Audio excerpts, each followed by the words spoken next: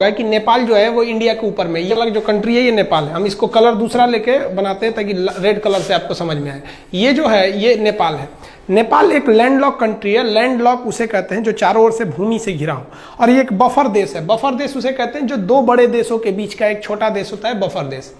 तो जब नेपाल में ये नेपाल पहले बहुत ही शक्तिशाली हो गया था। मुगलों के पतन के बाद नेपाल के गोरखा शासक बहुत ही योद्धा थे, वो लोग बहुत ही वीर हो गए थे।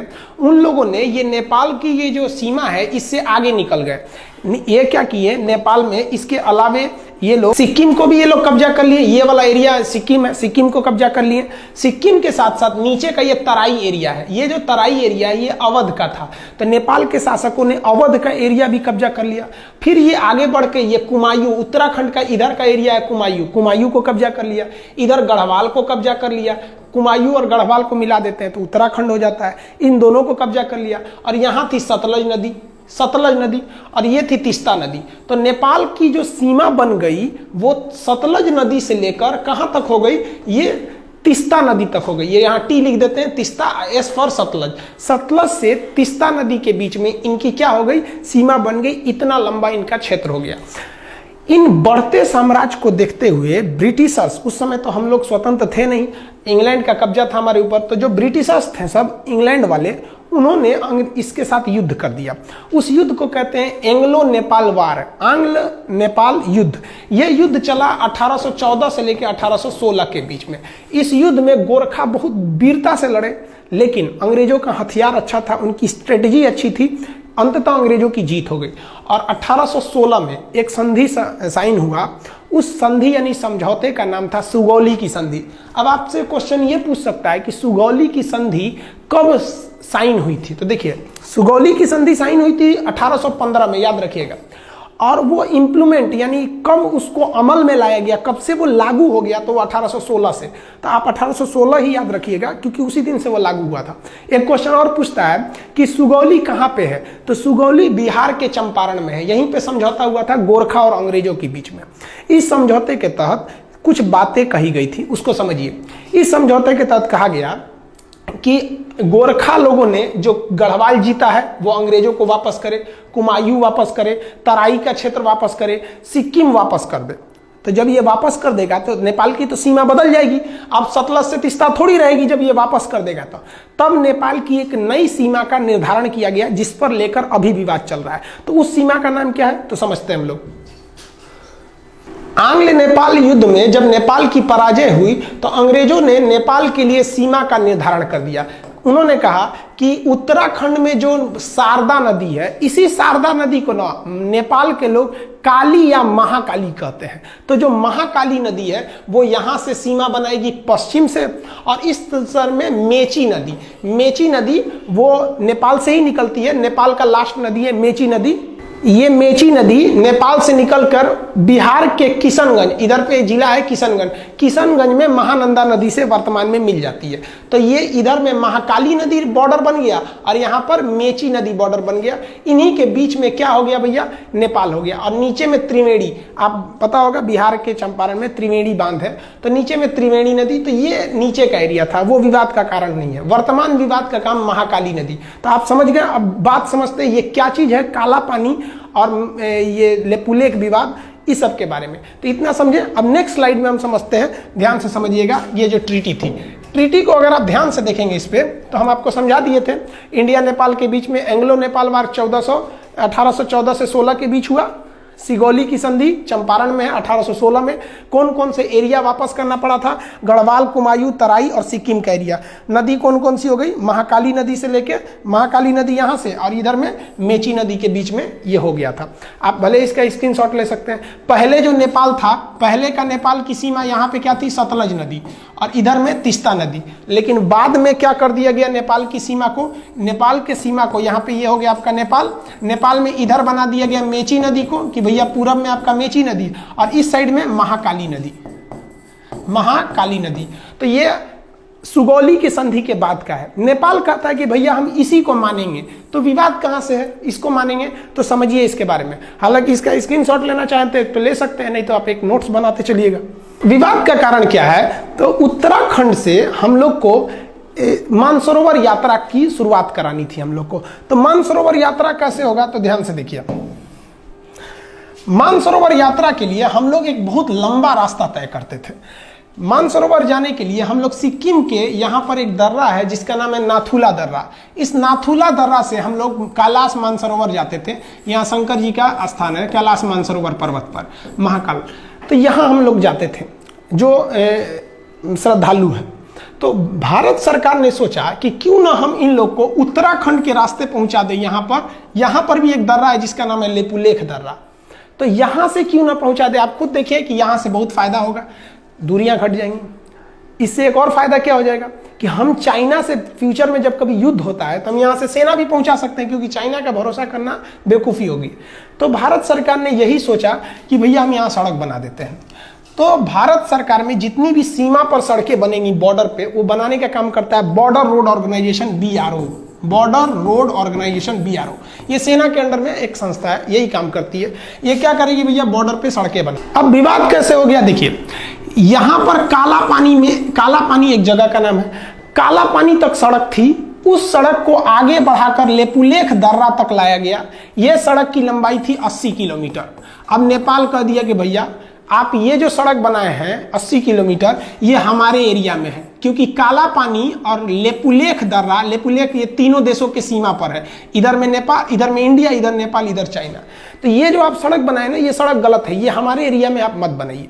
नेपाल कह रहा है कि हम सुगौली की संधि को मानते हैं, भारत कह रहा है कि हम भी उसी को मानते हैं। फिर विवाद कैसे हुआ समझिए ध्यान से।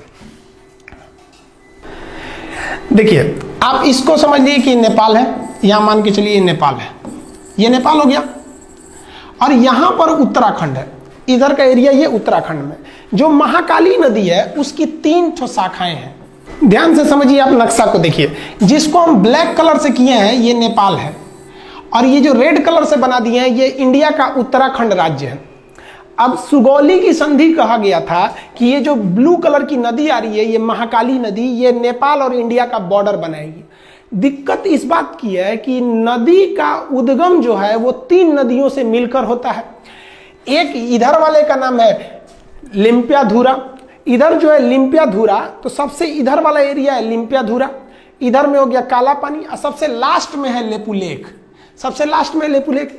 इंडिया कहता है कि जो महाकाली नदी शुरू हो रही है वो लेपुलेख से शुरू हो रही है। कहां से शुरू हो रही है? लेपुलेख से। इसलिए लेपुलेख से जब ये शुरू हो रही है तो इधर का पूरा एरिया मेरा हो गया।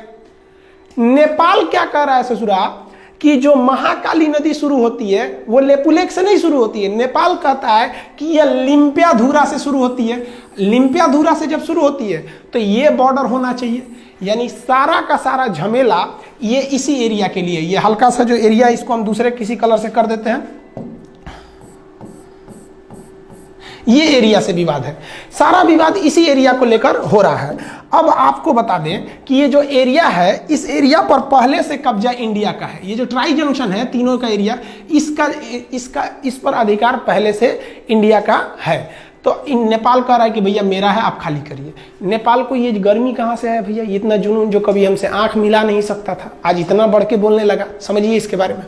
तो ये समझ गए, बॉर्डर रोड ऑर्गेनाइजेशन ने एक न्यू सड़क बनाई थी। कहाँ से? काला पानी से लेपुलेख तक 80 किलोमीटर। किस लिए? मानसरोवर यात्रा पर जाने के लिए। अब नेपाल ने एक नया नक्शा लगा दिया। नेपाल ने अपने नए नक्शा में लिम्पियाधुरा को, काला पानी और लेपुलेख, यानी ये पूरे एरिया को अपने नक्शा में दिखा दिया कि भैया ये पूरा एरिया नेपाल का है। इसने अपने नक्शा में दिखा दिया। इंडिया ने कहा भैया हम ये नक्शा को नहीं मानते, ये नक्शा गलत है। वो कहता कि नहीं आप मानिए, क्यों नहीं, ये सुगौली की संधि 1816 की बात है। तो आप समझ रहे हैं ना, वो उद्गम से एक झमेला है कि कहाँ से माना जाता है यहाँ पर। अब थोड़ा समझिए नेपाल ऐसा क्यों कर रहा है। नेपाल में अभी जो सरकार है वो सरकार है नेपाल कम्युनिस्ट पार्टी की। जैसे अपने यहाँ भारत में बीजेपी की सरकार है, उसी तरह फिलहाल नेपाल में नेपाली कम्युनिस्ट पार्टी है। ये चाइना की कम्युनिस्ट पार्टी से बहुत मैच करती है, दोनों की विचारधारा मैच करते हैं, इसलिए ये चाइना की ओर बहुत बह रहे हैं। और उसके प्राइम मिनिस्टर हैं KP शर्मा ओली। ये तो समझिए कि एकदम बैठे हैं चाइना की गोद में जाने के लिए तैयारी में। इनको समझ नहीं आ रहा है कि चाइना इनको बर्बाद करेगा। चाइना किसी को भी अपने डेफ्ट ट्रैप में बिछा लेता है, यानी कर्जा देकर उनको फंसा लेता है।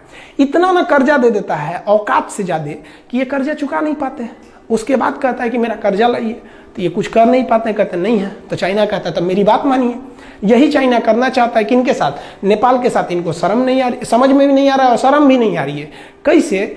नेपाल चाइना के कहने पर ये सारा विवाद खड़ा किया है। और हद तब हो गया जब कल नेपाल के prime minister KP Sharma Oli ने क्या कहा, India spread corona virus in Nepal, यानी भारत के लोग नेपाल में कोरोना वायरस फैला रहे हैं।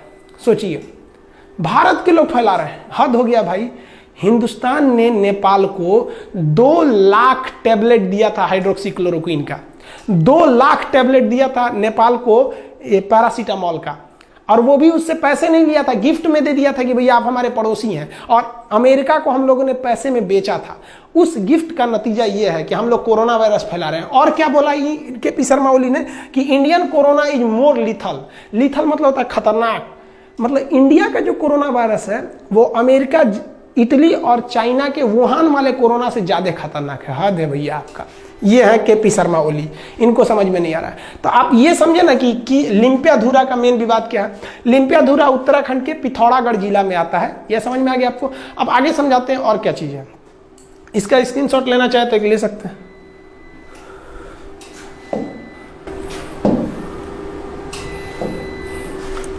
देखिए, जो सड़क बनाया गया है वो सड़क बनाना जरूरी भी था। हमारे जो श्रद्धालु कैलाश मानसरोवर यात्रा जाते हैं, आप उनका स्थिति देखिए, कितने दुर्गम इलाके में जाते हैं, दुर्घटना हो जाती है। और भी आप देखिएगा तो इस एरिया में क्या हालत है सड़क का। आप देखिए कितनी गहरी खाई है, इतनी गहरी खाई में ये लोग, हम लोग की यात्रा करनी पड़ती है। ये मतलब जो कैलाश मानसरोवर की यात्रा पे जो श्रद्धालु जाते हैं उन पे, तो ये सड़क बनाना एक तरह से जरूरी भी तो था। तो बॉर्डर रोड ऑर्गेनाइजेशन ने पहाड़ तोड़ के सड़क बनाया। देखिए, इतना आसानी से सड़क नहीं बनते हैं, ये पहाड़ तोड़ के सड़क बनाया। और बनने के बाद नेपाल कह रहा है कि भैया ये एरिया हमारा है, आप खाली कर दीजिए। तो थोड़ा हम अब हम ये समझते हैं कि इंडिया को नेपाल के साथ क्या करना चाहिए, हर चीज का एक कंक्लूजन होना चाहिए। तो देखिए उसके बारे में। देखिए, पहला तो इस मुद्दे को हमें नॉर्मली डेलीगेट बेसिस पे कूटनीतिक तौर पे सुलझा लेना चाहिए। कूटनीतिक मतलब होता है बातचीत करके अधिकारियों के द्वारा इस मामले को सुलझा लेना चाहिए। क्यों? क्योंकि हम अपने दोस्त बदल सकते हैं, पड़ोसी नहीं बदल सकते हैं। दोस्त तो बाद में आते हैं, पड़ोसी तो बगल में रहते हैं। अगर हम अपने पड़ोसी से ही दोस्त की तरह व्यवहार रखेंगे तो ज़्यादा अच्छा रहेगा। तो इंडिया इसीलिए नेपाल को समझाता है, लेकिन ये समझ नहीं रहे हैं। तो चलिए एक तो हम दिखाते हैं। नेपाल के साथ इंडिया ने ट्रेलर दिखाया था 2015 में। 2015 में मधेसिया विवाद था। इंडिया के कुछ मधेसिया जाति के लोग नेपाल में बसे हैं, नेपाल उन लोग का ध्यान नहीं रख रहा था। इंडिया ने भी क्या किया, तो ध्यान से देखिएगा। नेपाल का जो बॉर्डर शेयर होता है इंडिया के साथ, ये मैदानी क्षेत्र है, यहाँ ट्रक वगैरह जा सकते हैं, इस रास्ते से ट्रक वगैरह जा सकते हैं। लेकिन ये वाला एरिया पूरी तरह पहाड़ है और बड़े बड़े पहाड़ हैं। माउंट एवरेस्ट भी उसी साइड में है, बड़े बड़े। तो चाइना से इधर आना बड़ा मुश्किल हो जाता है। इसलिए चाइना हो गया या कोई भी हो गया, वो अपना सामान अगर चाहते हैं कि नेपाल को बेचें, तो वो नेपाल को बेचने के लिए वो सामान को चाइना से वो कलकत्ता बंदरगाह पे उतार देते हैं और कलकत्ता बंदरगाह से ट्रक के रास्ते इसको नेपाल पहुंचा दिया जाता है। इसका मतलब नेपाल पूरी दुनिया से अगर चाहता है जुड़े तो उसके लिए 2 ही रास्ते हैं, या तो भारत या तो चाइना। अब समझिए भारत और चाइना में क्या प्रॉफिट है उसको।